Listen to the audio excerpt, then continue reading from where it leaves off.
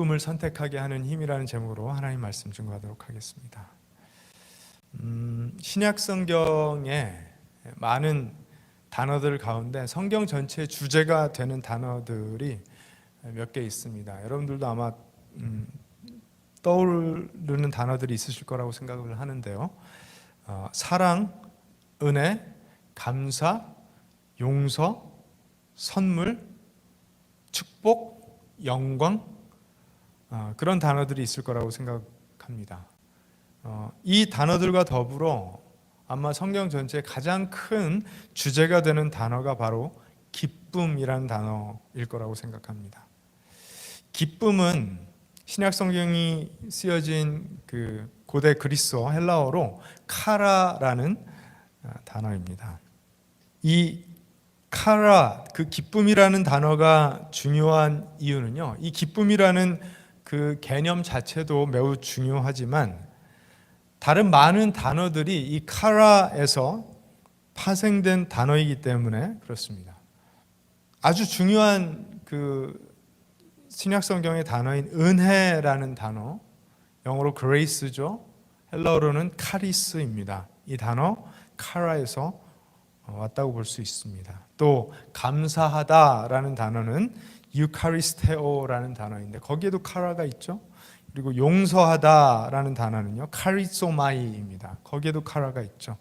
그리고 우리가 잘 아는 단어 카리스마, 저희 쌍둥이들이 굉장히 좋아하는 단어인데 요즘 리즈라는 속어로 줄여서 부르는 것 같습니다. 이 카리스마는 선물이라는 뜻의 헬라어 단어이고 또 축복하다라는 단어도 카리토라는 단어입니다.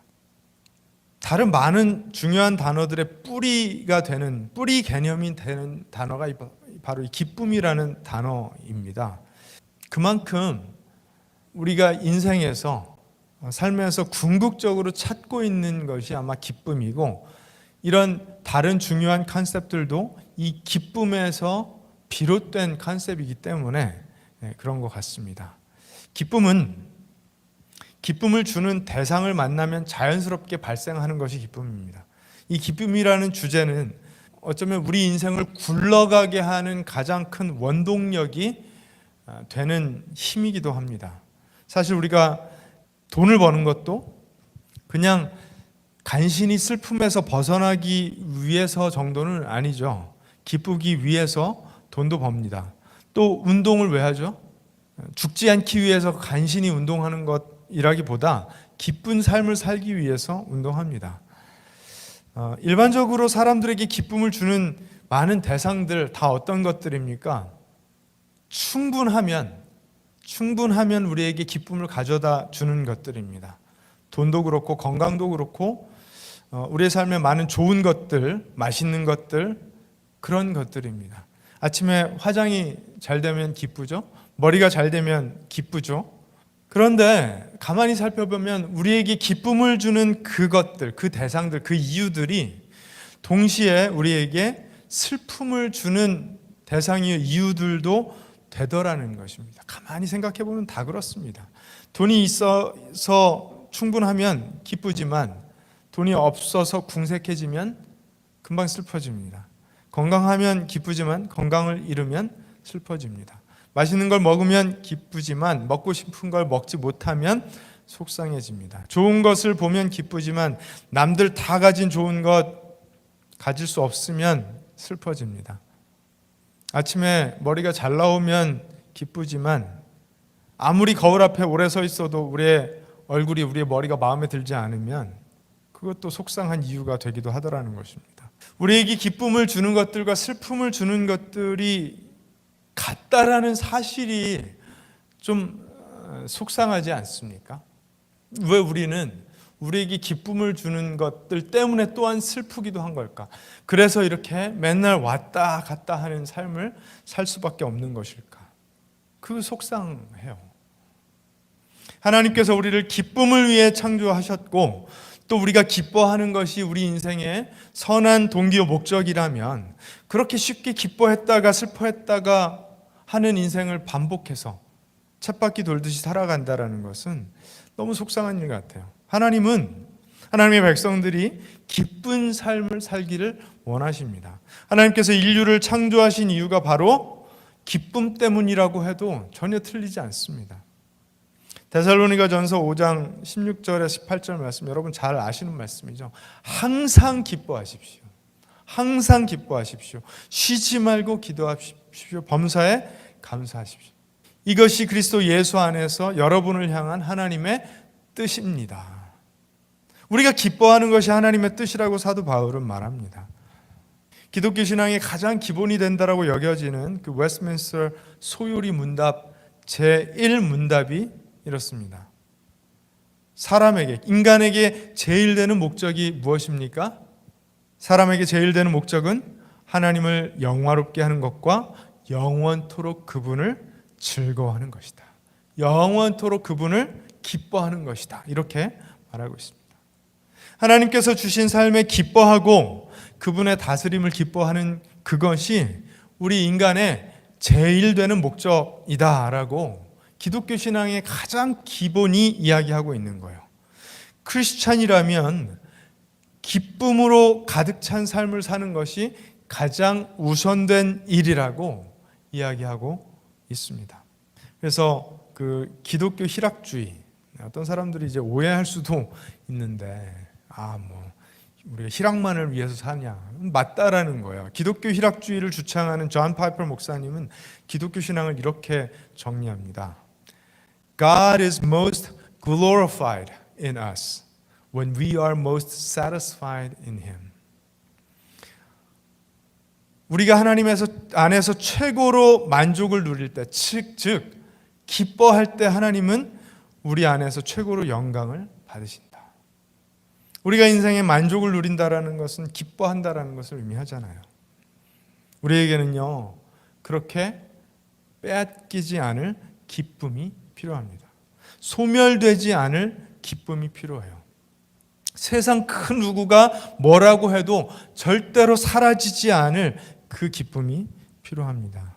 오늘 우리가 함께 읽은 그 성경 말씀 요한복음 16장은요, 우리에게 빼앗길 수도 없고 또 소멸되지도 않을 기쁨을 어디에서 발견할 수 있는지 저와 여러분들에게 말씀하고 있습니다.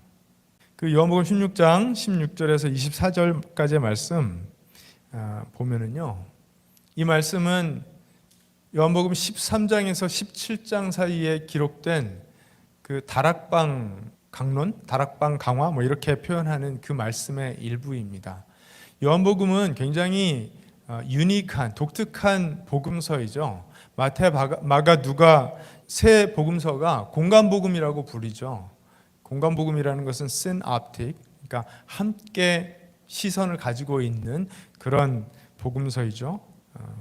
그런데 요한복음은 그 공간복음인 마태, 마가, 누가복음과 조금은 다른 시선으로 예수님이 어떤 분이신지를 우리에게 설명하고 있는 그런 복음서입니다. 그래서 예수님의 신성을 굉장히 강조하고 있고, 또 세상의 이치, 그것이 예수님께로부터 왔다라는 사실을 굉장히 집중하고 있습니다. 그리고 요한복음의 거의 절반부가 예수님의 십자가 사역에 그 포커스가 맞춰져 있어요.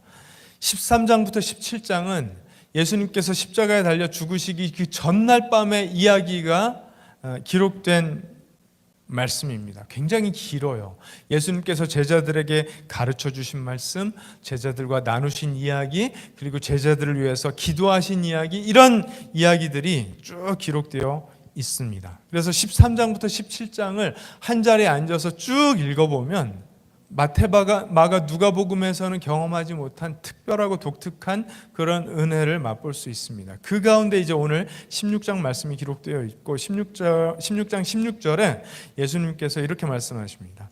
조금 있으면 너희가 나를 보지 못하겠고 또 조금 있으면 나를 보리라. 이렇게 말씀을 하세요. 조금 있으면 너희들이 나를 보지 못할 것이지만 조금 있으면 너희들이 나를 볼 것이다. 예수님께서 십자가에 달려 죽으실 것에 대하여 제자들에게 말씀하십니다. 제자들은요, 12사도는 예수님께서 이 말씀을 수차례 들려주셨음에도 불구하고 이 말씀이 어떤 뜻인지 아직도 여전히 이해하지 못하고 있었습니다. 조금 있으면 나를 보지 못할 것이지만 곧 볼 것이다라는 말씀은 십자가에서 죽으신 후 3일 동안 제자들이 예수님을 보지 못할 것이고 3일 후에 부활하실 것이기 때문에 볼 것이라는 말씀을 하시는데, 제자들이 기대하는 예수님은 어떤 분이셨습니까? 이스라엘을 다시 일으킬 메시아, 초강력 제국이었던 로마 제국을 다시 함락시킬 그런 제국 이스라엘을 세울 왕 또는 황제 메시아 예수 그리스도, 그런 예수님으로 바라보고 있었어요. 그런 기대를 갖고 있었어요. 그들이 예수님께 가졌던 그 소망, 어쩌면 그들이 기대하고 있었던 기쁨은 그런 것이었습니다. 그런데 예수님의 계획은 전혀 달랐죠. 예수님은 십자가에서 죽으시고 그 죽음을 이기시는 부활의 예수님으로 제자들 앞에 나타나실 계획을 갖고 계셨어요. 이것은 세상 사람들이 이해할 수도 없고 경험할 수도 없는 그런 기쁨인데, 제자들은 그것을 기대하지 못하고 있었을 때 예수님께서 너희들은 그런 기쁨을 경험하게 될 거야 라고 말씀하고 계신 것입니다. 예수님을 죽이는 일에 기뻐하던 사람들이 있었어요. 예수님을 반대하는 사람들, 예수님과 세력 경쟁을 하려 했던 사람들, 이런 사람들은 예수님을 십자가에 매다는 일을 기뻐했을 것입니다. 그런데 그 일은 제자들에게 소망이 사라지는 것을 의미했어요. 기쁨이 완전히 사라지는 것을 의미했을 뿐만 아니라 공포와 두려움과 근심에 휩싸일 일이었을 것입니다. 그런데 그들은 궁극적으로 그들이 전혀 예상하지 못했던 기쁨을 만나게 될 것이라고 주님께서 말씀하시는 거예요. 부활하신 주님, 죽음을 이기신 주님, 죄를 압도하신 주님, 그 주님을 만나게 될 것이라는 그 예상하지 못했던 기쁨에 관하여 주님께서 제자들에게 말씀하고 계십니다. 여러분 잘 아시는 C.S. 루이스는 그 예기치 못한 기쁨, Surprised by Joy라는 책으로 굉장히 유명하죠. 무신론자였던 자신이 어떻게 하나님께로 나아가게 되었는지, 그리고 그 중심에 기쁨이 있었다라는 사실에 대하여 이야기합니다. C.S. 루이스는 어렸을 때는 교회를 다녔다가 점점 무신론자로 자라게 되는데, 그런데 나중에 궁극적으로 하나님을 만나게 되는 과정에 있어서 그가 했던 사색이 뭐냐 하면, 도대체 왜 기쁨이 있을까? 어릴 때부터 경험했던 이해되지 않는 굉장히 궁극적인 기쁨이 있었는데 그 기쁨의 근원이 무엇에 있는지 이해가 되지 않았다라는 거예요. 그런데 하나님을 인격적으로 만나게 되자 그 기쁨의 근원지가 하나님이었다라는 사실을 그가 발견하고 하나님을, 예수님을 믿게 되었다. 그렇게 이야기하고 있습니다. 그러면서 Joy is the serious business of heaven. 그렇게 이야기를 합니다. 기쁨은 천국의 가장 중요한 사업이다, 일이다. 이렇게 이야기하고 있는 것이죠. 또 이렇게 이야기합니다. I call it a joy. 나는 이것을 기쁨이라고 부른다. 여기서 기쁨은 전문 용어로 즐거움이나 행복과는 확연히 구분되어야 한다. 기쁨은 행복감과 아무 관련이 없고 실제로 종종 매우 고통스럽기까지 하다. 기쁨이란 채워지지 않는 갈망이며 그 갈망 자체가 다른 어떤 만족보다 더 바람직한 것이다. 그러니까 세상 사람들이 추구하는 그 어떤 피상적인 잠깐 있다가 사라지는 그 즐거움, 그것과는 다르다라는 거예요. 사람들이 추구한다라는 그 해피니스, 행복과는 궁극적으로 다른 그것이 있더라는 거예요. 그건 상황이 좋을 때도 있고 좋지 않을 때도 있는 것인데, 이해되지 않는 그 기쁨의 근원이 하나님께 있다라는 사실 때문에 자신은 하나님을 인격적으로 만나게 되었다라고 이야기합니다. 이게 이제 C.S. 루이스의 정의이고요. 근데 제가 살면서 보니까 뭐 그래요. 쾌락이라고 정의되는 그 잠깐 있다 사라지는 그 pleasure 있잖아요. 어쩌면 그것도 기쁨의 일종, joy의 일종이라고 저는 볼 수 있을 것 같습니다. 그리고 사람들이 추구하는 그 행복, happiness, 이것도 기쁨의 어떤 측면이라고 볼 수 있을 것 같아요. 그런데 차이점이 있습니다. 어떤 차이점이 있죠? 돈이 주는 기쁨, 건강이 주는 기쁨, 음식이 주는 기쁨, 헤어스타일이 잘 나오는 기쁨, 그거는요, 있다가 사라지는 기쁨이에요. 영원하지 않습니다. 여러분, 만약에 그런 것들이 우리에게 궁극적인 기쁨을 줄 거라고 생각을 해서 거기에 깊이 몰입하고 그것을 추구하면서 살면 어떻게 되죠? 반드시 아까 말씀드린 것처럼 배신당해요. 배신. 왜냐하면 그런 것들은 있다가 사라지기도 하지만 금방 모습을 바꾸어서 우리에게 슬픔을 주는 이유가 되기도 하기 때문에 그렇습니다. 사람들이 궁극적으로 추구하는 그 행복이라는 것도 마찬가지예요. 관계 속에서 우리가 가정 안에서 행복을 찾잖아요. 친구와의 관계 속에서 또 가족과의 관계 속에서 우리가 만든 그 가정이라는 보금자리 안에서 궁극적으로 행복을 찾지 않습니까? 우리가 해나가는 직장의 일에서도 행복을 찾는 사람들이 있어요. 또 인생에 우리가 추구하는 그 어떤 것 속에서도 행복을 경험하기를 원합니다. 그런데 그런 것들은 어떻죠? 유한합니다. 일시적입니다. 잠깐 있다가 사라집니다. 그것이 내가 사랑하는 사람일지라도 그래요. 친구라도 그래요. 부모라도 그래요. 자식이라도 그래요. 궁극적인 기쁨을 줄 것이라고 생각했던 그것에서 우리는 일종의 배신을 경험하게 됩니다.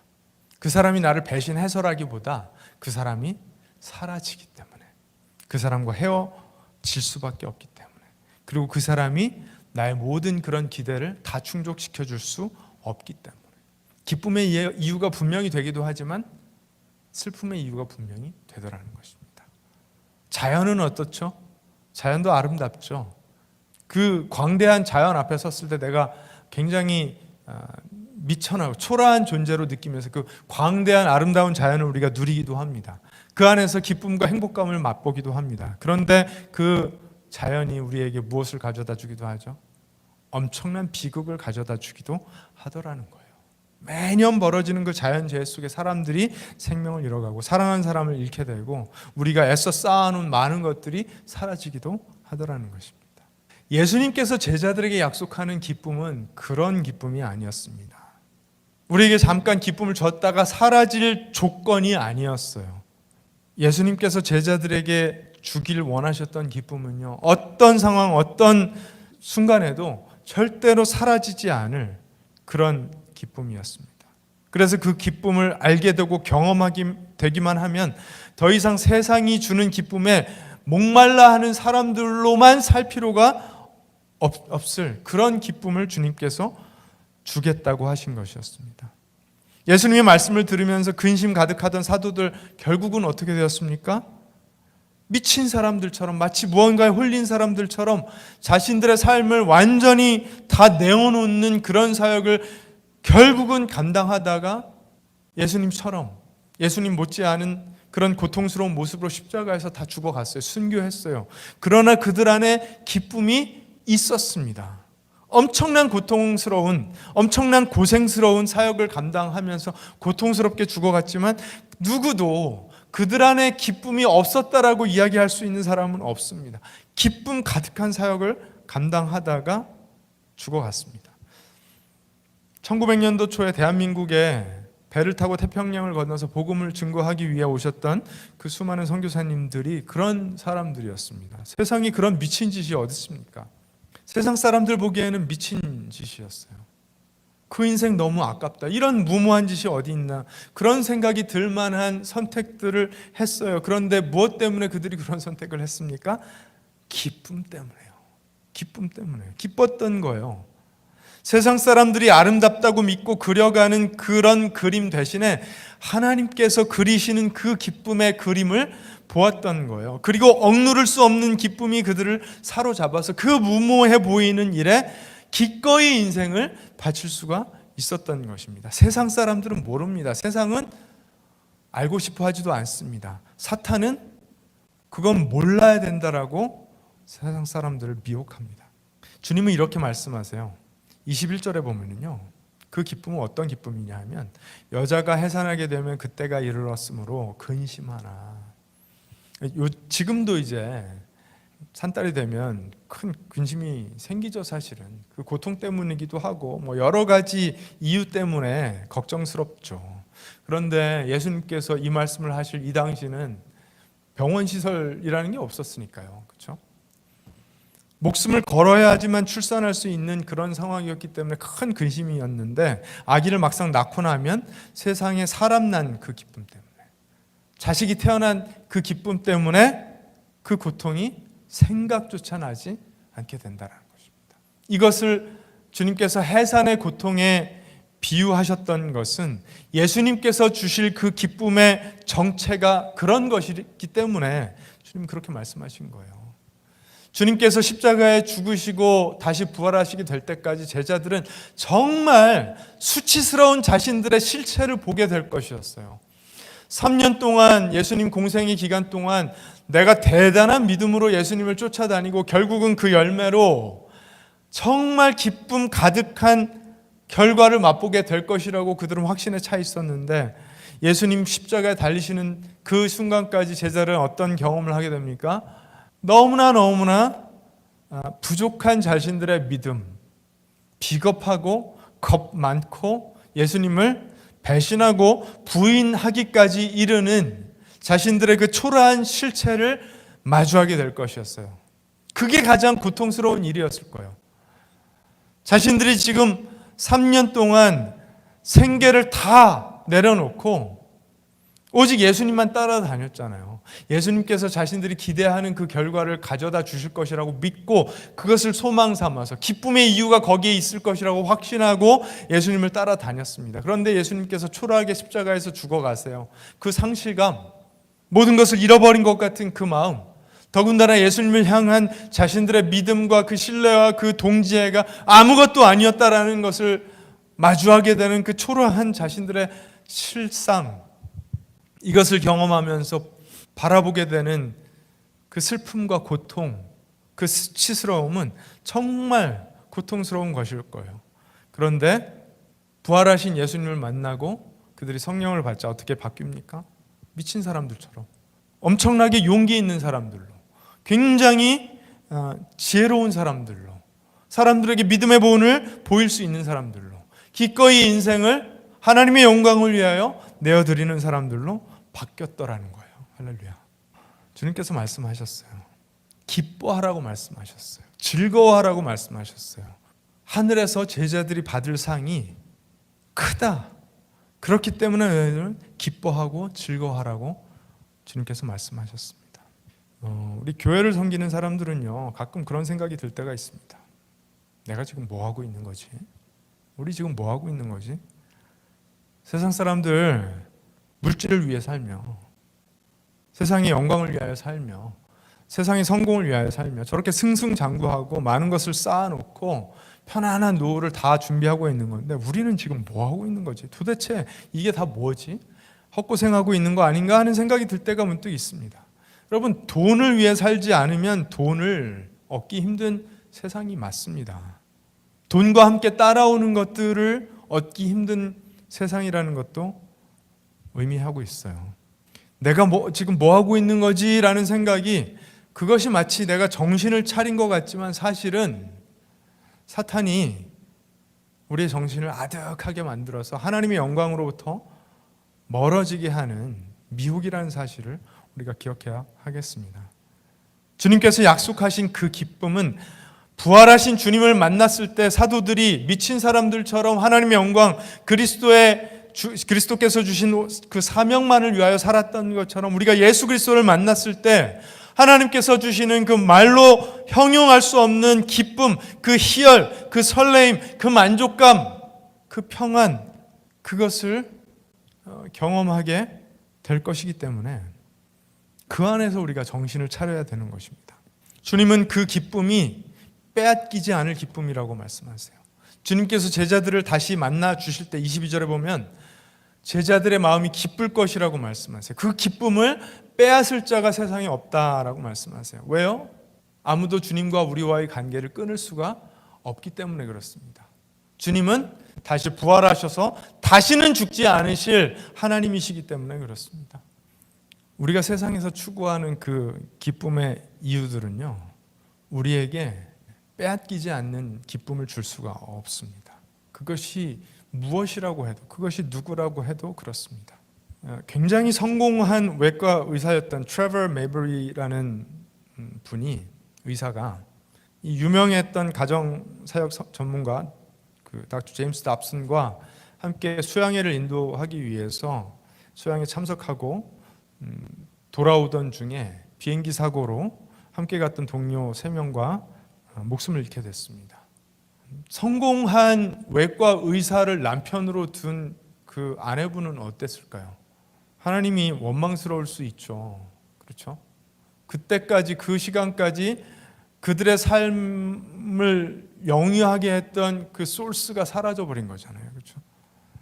한순간의 경고도 없이 그 사랑하는 남편을 빼앗긴 그 루시 메버리는 슬픔에 잠겨있지 않고 기쁨을 선택하기로 결단을 했다고 합니다. 사랑하는 배우자를 잃고 순식간에 싱글맘으로 그 아무렇게나 부서져 버린 그 삶의 조각들을 다시 주어서 그 인생의 여정을 씩씩하게 다시 걸어 나갈 수 있었던 것은 루시 메이버리가 기쁨을 향해 나아가기로 선택했기 때문이었습니다. 선택이에요, 선택. 슬픔이 몰려왔을 때 그 슬픔에 머물러서 그 슬픔의 이유가 뭐지, 그 슬픔이 얼마나 크지, 그 슬픔 때문에 나는 얼마나 고통스럽지, 이것을 묵상하고 있으면 어떻게 되죠? 그 슬픔에 더 깊이 빠져들게 됩니다. 물론 슬픔이 찾아왔는데도 불구하고 그 슬픔이 전혀 아무것도 아닌 것처럼, 그 슬픔이 없는 것처럼 하는 것은, 그것은 또 거짓입니다. 그것은 나에게 정직하지 않은 것입니다. 그러나 그 슬픔에만 머물러 있는 것은 동시에 하나님께서 원하시지 않는 것이고 나에게 아무런 유익을 주지 못합니다. 그래서 우리는 기쁨을 선택할 수 있어야 돼요. 기쁨을 선택하는 사람들이 되어야 합니다. 루시 메버리는요, 그래서 그 자리에 머물러 있지 않고 하나님의 영광을 위해 살기로 결심하고 달라스 신학교에 입학을 하여서 신학을 공부하여 이 텍사스에 정말 백인 남성들이 모든 주도권을 다 가지고 있던 그 시절 첫 번째 여자 교수님이 되었습니다. 만약에 슬픔에 머물러 있으면서 슬픔만을 묵상해서 삶의 모든 능력을 다 상실한 채로 있었다면 그 인생 어디로도 갈 수가 없었겠죠. 그러나 하나님께서 그 삶에 역사하시며 통치하시며 그 모든 과정, 그 시간들을 통해 하나님의 더 크신 영광을 이루실 것을 믿는다면 하나님께서 인생에 담아오신 빼앗길 수 없는 그 기쁨을 선택하는 것이 우리 그리스도인들의 능력이요 특권이라는 사실을 여러분 믿으시기 바랍니다. 우리가 경험하는 이 기쁨의 모양은 세상이 모르는 은밀한 것이기도 하지만 세상이 절대로 빼앗을 수 없는, 그리고 그 고통조차 기억할 수 없을 그런 스케일, 그런 능력의 기쁨이라는 사실을 우리가 꼭 기억했으면 좋겠습니다. 부활하신 주님을 만나고 나면, 그리고 그분께서 보내주시는 성령을 받고 나면 주님과 동행하는 그 진정한 기쁨으로 충만해질 것을 주님께서 약속하셨고 저와 여러분들은 그 기쁨을 받은 사람인 줄로 믿습니다.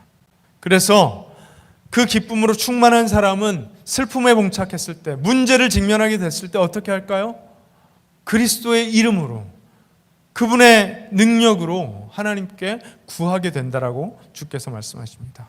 지금까지는 너희가 아무것도 내 이름으로 구하지 않았지만, 당연하죠. 주님께서 바로 앞에 계셨으니까 주님께 그냥 구하면 되었습니다. 그런데 주님께서 떠나시고 나면 성령께서 그리고 제자들에게 오셔서 내주하시는 성령이 되고 나면 어떻게 할까요? 그리스도의 이름으로 구하라고 말씀하십니다.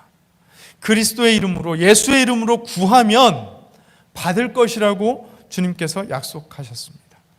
이건 어떤 기쁨을 의미합니까? 하나님과의 관계에서 아무것도 거칠 필요 없이 온 세상을 지으신 창조주 하나님과의 직통관계에서만 느낄 수 있고 경험할 수 있는 그 기쁨이 그리스도의 제자들에게 주어졌다라는 것을 의미합니다.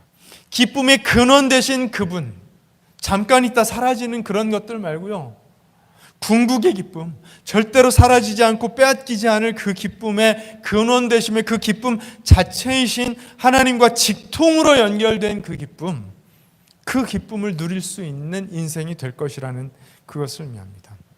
여러분, 이 기쁨을 모르는 사람, 이 기쁨을 발견하지 못한 사람들은 잠깐 있다 사라지는 그 기쁨을 어떻게 대할까요?